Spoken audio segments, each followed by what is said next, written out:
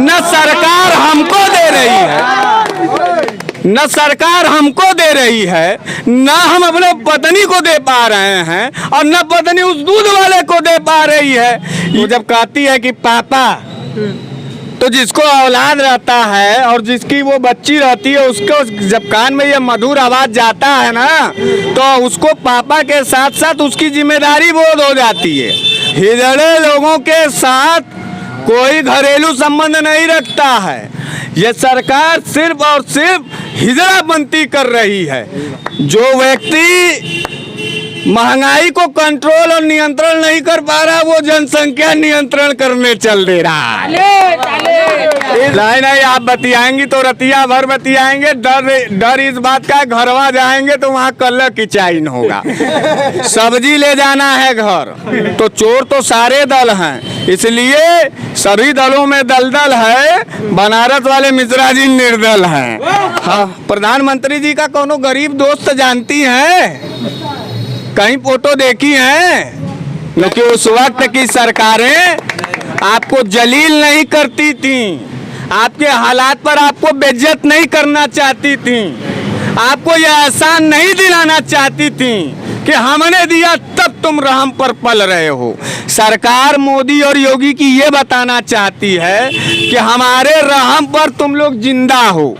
हमारा बच्चा रोएगा भूख के मारे तो हम किसी को प्रणाम करेंगे, गर्दन पकड़ के मरोड़ देंगे अगर ना काबिले तारीफ रहो। ओहो, तुम मेरे हिमायती हो, आओ मेरे सर चढ़ जाओ, जिंदगी भर होता रहूं जलील, कुछ ऐसा कर जाओ। हमने अंग्रेजों और मुगलों से भी लड़ा है, तो ये जो भाजपाई जो हैं, चंद जो वीर सावरकर के पैदाइश हैं, इनसे डर जाएंगे? आप डरवा लेंगे? बहन जी, इस बात को समझिए कि घरवा जब जाते हैं तो पत्नी से निगाह नहीं मिला पाते हैं, क्योंकि हमारे पत्नी को दूधवा वाला रोज तगादा करता है, अब पत्नी हमको तगादा करती है और हम यहाँ सड़किया पे खड़ा होकर के आपके माध्यम से सरकार से तगादा करते हैं। न सरकार हमको दे रही है, न सरकार हमको दे रही है, न हम अपने पत्नी को दे पा रहे हैं और न पत्नी उस दूध वाले को दे पा रही है। यही लड़ाइयाँ लड़ रहे हैं कि भारत पाकिस्तान का बॉर्डर पर हम लड़ रहे हैं। हरीश मिश्रा जिंदाबाद। बहन जी, घर में हैं, पारिवारिक हैं। आप ये सोचिए कि जब छोटा मासूम बच्चा दौड़ करके अपने हमारे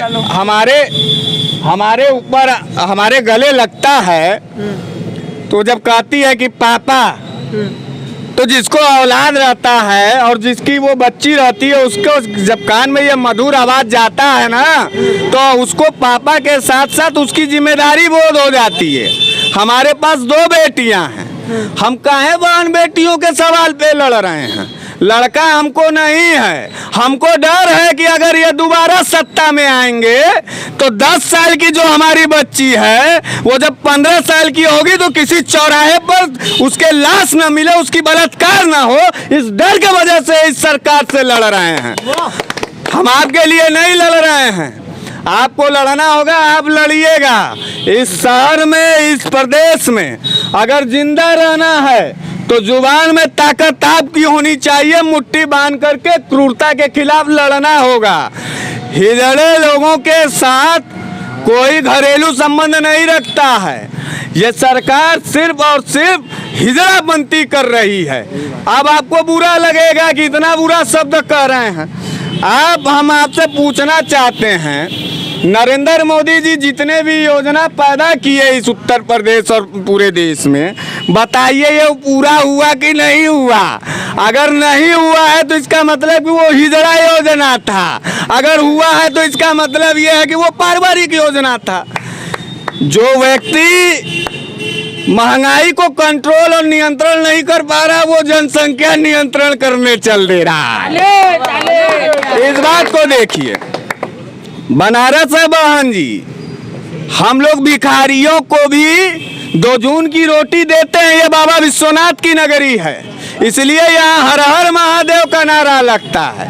ये गुजराती चाटुकारों का शहर नहीं है कि 500 रुपया लिए अब बाबा विश्वनाथ का बेइज्जती करके हर हर मोदी का नारा लगा। धर्म की बड़ी इज्जत है बनारस के अंदर, हम बनारसी लोग छोड़ते नहीं हैं। अगर धर्म की ही तो राजनीति हो रही है, धर्म के ही नाम पर धर्म की ही राजनीति करके तो भाजपा आई, राम मंदिर दिलाई। अब आपको तो खुश होना चाहिए, तिलक लगाए, आपको खुश हो जाना चाहिए, मंदिर बन गया राम जी का, कितने सालों से अटका हुआ था, तब भी आप नाराज हैं। अब क्या चाहिए आपको? मंदिरिया पर थरिया और या तो पिटवाए ना, आप भी पीटी होंगी। दिया बत्ती सब लोग किए थे पिछले साल, की है ना। मंदिरवा में जब इतना मंदिरवा से मिल रहा है तो ई काहे माइकवा लेके हमारे मुहवा के सामने खड़ी हैं। चले जाइए वहीं मंदिरवा के सामने, सारा सवाल का जवाब मिल जाएगा। नहीं, आप तिलक लगाए हैं, आपने कलावा बांधा है, आप हिंदुत्व की पहचान बन रहे हैं ना, आप अपने धर्म की पहचान। अरे हम हिंदू हैं कि हिंदुत्व की पहचान बनेंगे? ये कैसा सवाल आप पूछ रहे हैं? हमको योगी मोदी समझिए हैं कि हम बताएं कि नहीं नहीं हम हिंदू हैं। अरे हमारे माँ बाप, हमारे पूर्वज हिंदू हैं, हम हिंदू हैं और हमारे बच्चे भी हिंदू रहेंगे। तो आपको तो खुश होना चाहिए ना, राम मंदिर के मसले पे इतने सालों से सरकारें वादा करती तो खुश तो है, तो आप तो ये जबरदस्ती कर रही है कि 24 घंटा मंदिरों के चौखट पर रहें, भिखारी बनाना चाहती हैं। अरे एक घंटा न पूजा पाठ करेंगे कि दिनमा भर करें? आप क्या करेंगे? सवालिया समझने की बहन जी कोशिश करिए, हम आपकी मजबूरी समझ रहे हैं। जरा सा भी जुबान फिसलेगा सरकार के खिलाफ तुरंत जेल जाएंगी। प्रज्ञा मिश्रा जी एक पत्रकार हैं आपके उत्तर प्रदेश में, ब्रजेश मिश्रा के ऊपर हुआ हमला, उनके यहाँ छापा पड़ गया। विजय सिंह के ऊपर छापा पड़ गया। रवीश कुमार को तो फूटी आंख नहीं सोहाते हैं इस सब भाजपाइयों को। सुनिए, आप भी पसंद नहीं आते हैं भाजपाइयों को। हाँ, क्योंकि हम अपने भूख की जो जिक्र है वो सरकार से कर देते हैं। हम अपने बच्चियों को पढ़ाना चाहते हैं, इसलिए सस्ती शिक्षा की मांग करते हैं। हम अपने पिताजी को दवाइयाँ देना चाहते हैं, इसलिए हम दवाइयाँ के दाम को कम करना चाहते हैं।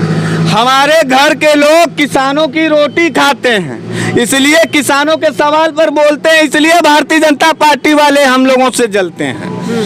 पेट्रोल डीजल अगर दाम कम हो जाएगा तो बहन जी आपको कोई प्रॉब्लम है तो बताइए, आपको कोई प्रॉब्लम होगा अगर 60 रुपया का मिल जाएगा पेट्रोल? तो को पैसा भी तो चाहिए ना अपनी योजना चलाने के लिए। अब बताइए, अब अगर वो आपसे पैसा नहीं लेगी, टैक्स नहीं लेगी, तो तमाम योजनाएं कैसे चलाएगी? सबके घर राशन कैसे पहुंचाएगी? पेंशन कैसे देगी? जो सरकारी स्कूल है उसमें बच्चे कैसे पढ़ेंगे? इन सारी योजनाओं के लिए पैसा तो चाहिए ना, सड़क बनवाना है। कोरोना काल में पीएम केयर फंड बना था, मालूम है? उसमें हम लोग कागज डाले थे, देश वाले लोग पैसा न डाले थे, उसका हिसाब मिला? सरकार से जब पूछी आप एको बार कि पीएम केयर फंड में मोदी जी कितना पैसा मिला है, आप एक बात बताइए, कोई एक चीज घरेलू सस्ता होते हुए कोई चीज आपको याद है 7 साल में कुछ सस्ता हुआ है तो बताइए। सरकार पत्रकार बन करके मत बात करिए, आम आदमी बनिए ना भाई, और उससे देखिए कि कोनो चीज सस्ता हुआ है तो बताइए। हो सकता है भाई हम लोग जो है पागल हो गए हों, आप और आपकी सरकार बड़ी सरेख है, हम लोग को बताइए। जवाब नहीं है, खाली मुड़िया हिला रही हैं। हम आपकी मजबूरी। जिंदाबाद। बहन जी देखिए, अब हम ज्यादा बोल नहीं पाएंगे, कम में बात है, हम थकते उकते नहीं, हम लड़ते हैं। चर्चा जारी है, अभी आप थक जा रहे हैं। नहीं, आप बतियाएंगी तो रतिया भर बतियाएंगे। डर इस बात का, घरवा जाएंगे तो वहाँ कल्ला किचाइन होगा। सब्जी ले जाना है घर, प्रॉब्लम ही है। देखिए, एक पारिवारिक आदमी का कितना दर्द होता है वो पारिवारिक आदमी समझेगा। अब योगी जी से आप कहिए कि घर का प्रॉब्लम होता है तो योगी जी बता पाएंगे? मोदी जी बता पाएंगे? गलती यही हो गई है, पारिवारिक लोग बिना परिवार के लोगों का जब चुनाव कर देंगे तो जो परिवार वाले लोग हैं वो भी बिना परिवार वालों की तरह हो जाएंगे। तो परिवार चुनना है या परिवार छोड़ना है? परिवार अगर चुनना है तो सड़क पर आओ सरकार के खिलाफ, और परिवार अगर छोड़ना है तो भाजपा में जाओ परिवार के खिलाफ। इतना लड़ैया है, इतने आपको और हमको समझना है। बिजली का बिल 10 रुपया यूनिट है। भोजपुरी समझती हैं? एकदम समझते हैं। भोजपुरी बोलें? बोलिए। 10 रुपया उत्तर प्रदेश में माने पूरे देश में सबसे महंगा बिजली का बिल कहाँ है? बता पाएंगी? बता पाएंगे। कहाँ? उत्तर प्रदेश में, क्योंकि आप अब बिहार में चुनाव है तो अब सारी महंगाई आपको उत्तर प्रदेश में दिखेगी। हैं, सही बात है कि नहीं? कब है चुनाव उत्तर प्रदेश में? अब आने वाला है। कौने सन में? अगले साल। सन बताइए। 22, 23, 22 में। 22 में? ये कौन सन चल रहा है? 21 में 22 का चिंता थाम लिया है आपको? भविष्य में जिएंगी कि वर्तमान में जिएंगी? ये कब का हुआ है मालूम है? सन 2020 में। तब क्या कर रहे थे आप? उस समय भी बोल रहे थे, आप देख ही नहीं पाई थी, हम लिंकवा भेज देंगे। उस पर भी जेल गए हैं, उस पे भी जेल मुकदमा हुआ है। और जब जब योगी जी मोदी जी बनारस आते हैं, पता नहीं काहे हमसे डराते, हमारे घरवा पुलिस लगा देते हैं। ये असली बनारसी का, ये असली बनारसी का ताकत है कि जब एक बनारसी खड़ा होकर के अपने सवाल पर सरकार से निगाह मिलाता है तो सरकारें डर के मारे घुटना टेकती हैं और पुलिस के बल पर बनारस के अंदर एंट्री मारती है। इतना हिम्मत है तो पुलिसवा हटवाइए, तैसा आमना सामना क्यों नहीं करते हैं? क्या हम वहाँ पहलवानी करने के लिए योगी जी से जाएंगे? पहलवान है योगी जी, अरे बतिए ना होगा, यही ना कहेंगे कि महाराज मठ से निकल के चले आए, आपके पास तो ऊर्जा मंत्री हैं, आपके 5 कालीदास वाले बंगले में तो 24 घंटा हाइलोजन जल रहा है, लेकिन हम गरीब गुरबों को 10 रुपया यूनिट का बिजली देने के बावजूद भी 5 घंटा बिजली कट रहा है। हम नहीं सवाल कर पाएंगे। आप अब आइए शिक्षा पर, जो सबसे ज़्यादा भाजपा सरकार को परेशान करके रख दी है, क्योंकि भाजपा सरकार इस बात को जानती है कि जब पढ़ेगा इंडिया तब सवाल पूछेगा इंडिया, इस बात को जानिए। अब आप ये बताइए, पीएचडी स्कॉलरों का भी पैसा मिलता था सरकारी वजीफा, जिसमें गरीब गुरबे दलित पिछड़े जर्नल के जो है गरीब गुरबे के बच्चे सरकार से वजीफा पाते थे और वो पढ़ करके डॉक्टरेट हो जाते थे, कोई एमबीबीएस हो जाता था। उसका बजटवा कितना है उत्तर प्रदेश में आपको मालूम है? नहीं मालूम है। 23% कटौती हो गया है।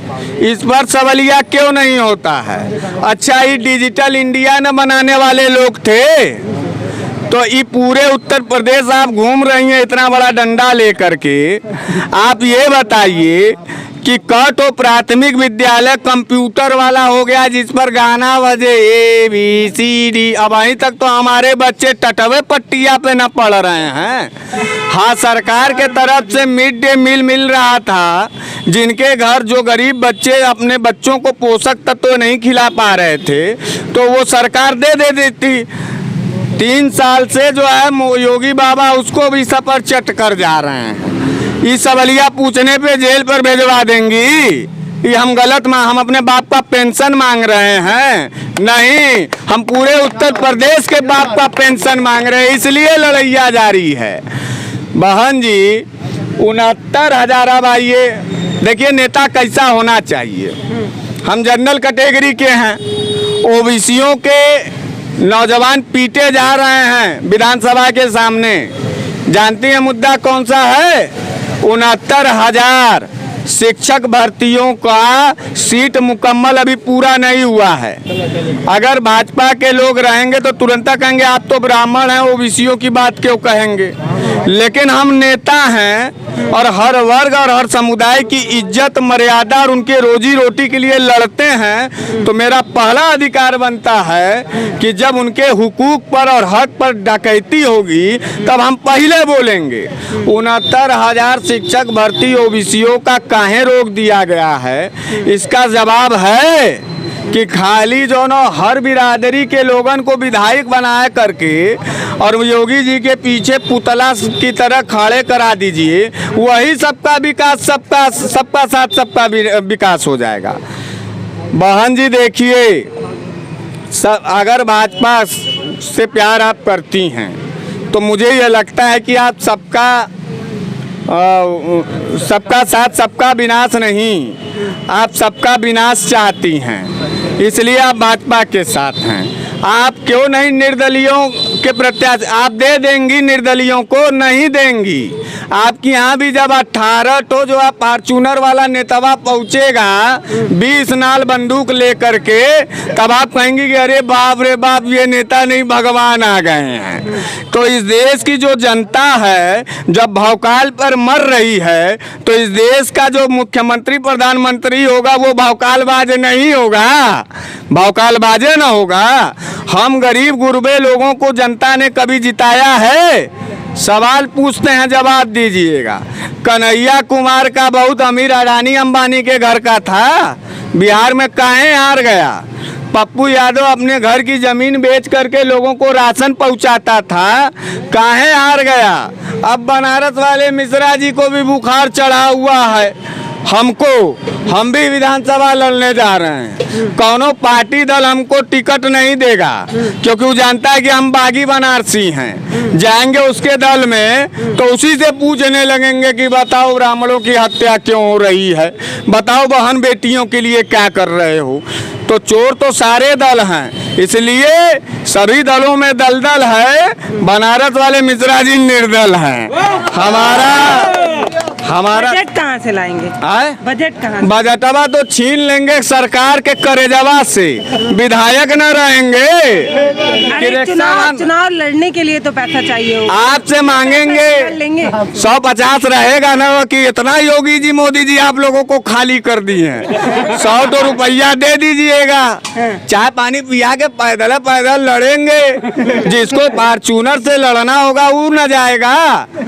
हम तो गरीब गुरबे लोग हैं ना, गरीबों का नेता हेलीकॉप्टर में कब से घूमने लगेगा? अभी आपने ही कहा कि जनता पसंद करती है फॉर्चूनर से चलने वाले नेताओं को, तब न जीत रहे हैं। हाँ। आप कैसे जनता को लुभाएंगे? हम ऐसे ही गरीबी पर जाएंगे और हार जाएंगे। हम जीतने के लिए कहाँ कर रहे हैं, हम तो जनता को उसकी आईना दिखाना चाहते हैं। गरीब की बात गरीब कहेगा, अडानी अंबानी कहेंगे। कभी अंबानी को सुनी है? 30 दिन का महीना डेटा का था, अब 28 दिन हो गया है। वो बिजनेसमैन है, वो दिन प्रतिदिन काटेंगे, लेकिन सरकार उसको बांटती है। सरकार बनिया हो गया है। कौनो मुख्यमंत्री जी प्रधानमंत्री जी का कौनो गरीब दोस्त जानती हैं? कहीं फोटो देखी है? नहीं ना। इतना तो काम करते हैं। कौन? जो सफाई कर्मी थे उनका पैर धुला उन्होंने, दिखाने के लिए कि कितना उनका दिल। हमारे बनारस में बढ़िया सवाल किए हैं, किस्मत की बड़ी अच्छी है, कोई सफाई कर्मी अगल बगल नहीं है। हमसे जवाब देने से पहले वही आपको जवाब दे देता। पिछले 1.5 साल से कोरोना काल से हमारे बनारस के सफाई कर्मियों का पैसा नहीं मिला है। नगर निगम कह रहा है बजटे नहीं है। अब इस पर जब हम आपको बताएंगे सच्चाई, पूछ लीजिए जा करके, उनसे पूछिए, खाली जाके सफाई कर्मियों के बीच में कहिए कि मोदी जी बड़ा विकास किए हैं, तो आपके चेहरे का रंगत कोई तीसरा देखेगा तो ये समझ जाएगा कि आप सफाई कर्मियों की यहाँ से आ रही हैं। इस टाइप का क्रोध है लोगों के बीच में। तो बहन जी, कुल मिला जुला के फेल सरकार है, भौकाल पे चलने वाली सरकार है। योगी बाबा जी को मठ चलाना चाहिए था, वो सरकार चलाने के काबिल नहीं है। 100 की बात एक बात में सुनिए। और सन 2022 में जनता अपनी रोजी रोटी को बचाने के लिए वोटिंग करने जा रहा है, कोई सरकार इसलिए नहीं चुन रहा है। तो रोजी रोटी को बचाने के लिए सबसे पहला लक्ष्य ये है कि सरकार किसी का भी बने लेकिन बाबा जी मठ में वापस जाएं, बस यही लक्ष्य है। अब एक बात बताइए, बाबा जी अगर इतने काबिले तारीफ थे तो हाई पेट्रोल पंप पर पेट्रोल बिकने वाले जगह पे मुफ्त राशन का होल्डिंग लगा देख रही है। बुद्धि नाम का कोई चीज है? अब राशन के दुकान पर काम करेंगी तो अपना काम नहीं गिनाएंगी क्या? का अब उन्होंने राशन बांटा तो लगाए हैं। अच्छा, बचपन में कभी कोटा पर जाती थी? अभी भी जाते हैं, उसमें कौन सी बड़ी बात? 5 किलो अनाज लेने ना 1 किलो चना। बचपन में जाती थी तो ईमानदारी से बताइए का लेके आती थी और कितना कितना लेके आती थी? कहीं होल्डिंग बैनर देखती थी उस वक्त? क्योंकि उस वक्त की सरकारें आपको जलील नहीं करती थी, आपके हालात पर आपको बेइज्जत नहीं करना चाहती थी, आपको यह एहसान नहीं दिलाना चाहती थी कि हमने दिया तब तुम रहम पर पल रहे हो। सरकार मोदी और योगी की ये बताना चाहती है कि हमारे रहम पर तुम लोग जिंदा हो, तो यह अभिमान, ये घमंड है उनको, जबकि हमारे रहम पर उनकी सरकारें चल रही हैं। जिस दिन दिमाग सरक जाएगा उस दिन कोनो सभासद से लेकर के कोनो विधायक मंत्री तक सड़क पर नजर आएगा। पंजाब में जाइए, एक बार कह दीजिए कि सरकार तो बहुत अच्छा काम कर रही है, दोबारा कभी पूछने की हिम्मत आप नहीं जुटा पाएंगे। जाने दीजिए, हरियाणा चली जाइए तो ऐसा पूछिए, बाढ़ आया है बिहार चले जाइए, और ज़्यादा शक्ति है तो थोड़ा पश्चिम बंगाल चले जाइए। तो दिमाग से काम करिए आप लोग, दिल का फैसला लीजिए। 2 जून की रोटी की लड़ाई चल रही है, ये तमाशा नहीं लगा हुआ है। आप हम खेल मदारी नहीं दिखा रहे हैं कि जनता देख रहा है, जनता कान लगा के सुन रहा है कि ये भौकाल वाला झूठ बोल रहा है या सच वाला दर्द बोल रहा है। इस बात को समझिए। अगर मोदी जी 7 साल से प्रधानमंत्री होके 8 हाथ का दाढ़ी बढ़ा करके 5,000 का जो है सभा कर सकते हैं, तो हम जो है इस गरीबी में, इस दहशत के माहौल में घर से बाहर निकल करके सड़क पर बोल रहे हैं, और 50 आदमी अगर हमारे आगे पीछे है तो हम नरेंद्र मोदी जी से टक्कर लेने लायक है कि नहीं है? इस बात को बताइए ना। ये पुलिस हमको रोक लेगा कि सेना रोक लेगा? हमारा बच्चा रोएगा भूख के मारे तो हम किसी को प्रणाम करेंगे? गर्दन पकड़ के मरोड़ देंगे। अगर ना काबिले तारीफ रहोगे तो काबिले तारीफ रहोगे, सलाम करेंगे और आपकी इज्जत और मर्यादा होगी। आप तय करिए कि सरकार इज्जतदार है या नहीं है, नहीं तो लतखोरों को समझाने के लिए बनारस की जनता काफी है, समझा दिया जाएगा। अच्छा ठीक है, अब आखिरी सवाल करेंगे क्योंकि आपको घर भी जाना है और समय। हाँ, सब्जियां खत्म हो जाएगा तो आप तो पहुंचा नहीं देंगी, नहीं तो आपके योगी बाबा कोई ऐसा व्यवस्था बनाए, योजना बनाए हैं। ऑनलाइन ऑर्डर करिए, इतना तो काम हो रहा है, जियो दनादन हो गया। बताइए, बना बनाया सब्जी ऑर्डर करिए भाई, आप डिजिटल नहीं हो रहे हैं, तू खा लेके चल रहे हैं और लेकिन आप ऑनलाइन नहीं होना चाह रहे हैं। ए बहन, तू घर पहुंचेगा, तू ऑनलाइन खा, हमने अंग्रेज का औलाद अभी नहीं बहला। तू के ऑनलाइन खाए के हो ये बदे कासे तोरे निगाह में किसान दुश्मन हो ये देश के। हम 50 रुपए सुना ना, जी तभी तो रेस्टोरेंट में बनेगा और आप ऑर्डर करेंगे। ऑनलाइन क्या मतलब? रेस्टोरेंट जाना लू के कर व्यवस्था जकरे लगे पर परिवार ना हो। हम जब सब्जी ले जाता हमार माई हमार मम्मी जनो प्यार से होके बनैहन, ओ मन प्यार रही, लगाव रही। वो रोटी जब हम खाते हमरे अंदर स्वाभिमान और इज्जत और मर्यादा रही। जेके मर्यादा इज्जत ना कमाए के वो ऑनलाइन खा ले। हम तो के रोकले अइला कि तू हमके रोकत हो कि मत खरीदा किसानन का। सरकार के तरफ से गुंडाई होगा करेजवा चीर दिया जाएगा बहन जी, किसी फितरत में मत रहिए। इज्जत से पेश आइए, भरपूर इज्जत मिलेगा। जरा सा लापरवाही करके लड़खड़ाएंगी तो शमशान से कब्रिस्तान तक आपकी यात्रा पूरी कर दी जाएगी। अच्छा, एक आखिरी सवाल का जवाब कब से आखिरी है तो पूछ रही हैं कब का? एक आखिरी लगा तो मोदी जी का हो का बहिन, चला पूछिए। चुनाव में उतर चुके हैं जीत के लिए, हाँ, मैनिफेस्टो क्या बनाया? तमाम सरकारें मैनिफेस्टो दिखाती हैं, ये बताती हैं कि अगर जीत गए तो ये काम करेंगे। हरीश मिश्रा जी क्या बता रहे हैं, क्या कर देंगे? रामदेव जी का इंडिया टीवी पर एक तो इंटरव्यू था पिछले 8 साल का, कुछ लोग देखे होंगे, नहीं देखे होंगे। वो पूछ रहे थे इसी देश के नौजवानों से कि बताओ बच्चा 35 रुपया पेट्रोल मिलना चाहिए कि नहीं मिलना चाहिए? याद है? आपने उनको और दिया कि नहीं दिया? हम कह रहे हैं कि हम 100 से 35 नहीं करा पाएंगे, लेकिन हम 100 पर जा करके वहाँ सरकारों से लड़े आएंगे। अगर हम नहीं कम करा पाएंगे तो उसी सदन में हत्ताबाही करके या तो लात खाएंगे या तो रेट कम करा करके आएंगे। लड़ाई यहाँ की है, कुछ कम वम नहीं कराना है। नेताओं को, लड़ने वाले नेताओं को जाना है सदन में, ये आप तय करिए।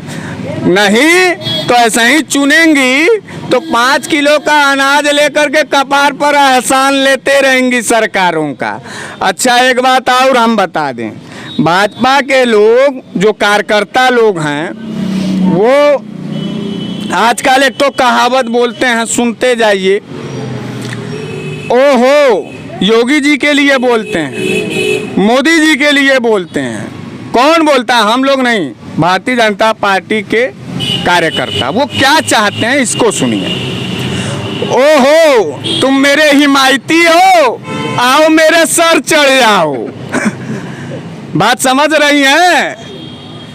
एक अंधभक्त क्या चाहता है उसको सुनिए योगी और मोदी जी से। ओहो, तुम मेरे हिमायती हो, आओ मेरे सर चढ़ जाओ, जिंदगी भर होता रहूं जलील, कुछ ऐसा कर जाओ। नरेंद्र मोदी जी और योगी जी यही कर रहे हैं और अंधभक्त उसी को जो है भगवान भगवान कह रहे हैं। हम रोटी के लिए लड़ाई लड़ रहे हैं, वो योगी जी के लिए लड़ाई लड़ रहे हैं। हम शिक्षा के लिए लड़ाई लड़ रहे हैं, वो भाजपा के लिए लड़ाई लड़ रहे हैं। हम भारत के लिए लड़ाई लड़ रहे हैं, वो भारतीय जनता पार्टी के लिए लड़ाई लड़ रहे हैं। नरेंद्र मोदी जी आज तक किसी प्रधानमंत्री को प्रधानमंत्री होते हुए किसी पार्टी विशेष का प्रचार करते हुए आपने देखा है? याद है? कभी स्क्रीन पर देखा है? कहिए तो 5-6 तो प्रधानमंत्री का नाम बता दें। थोड़ा फ्लैशबैक में जाइए। पीवी नरसिंह राव को जानती थी?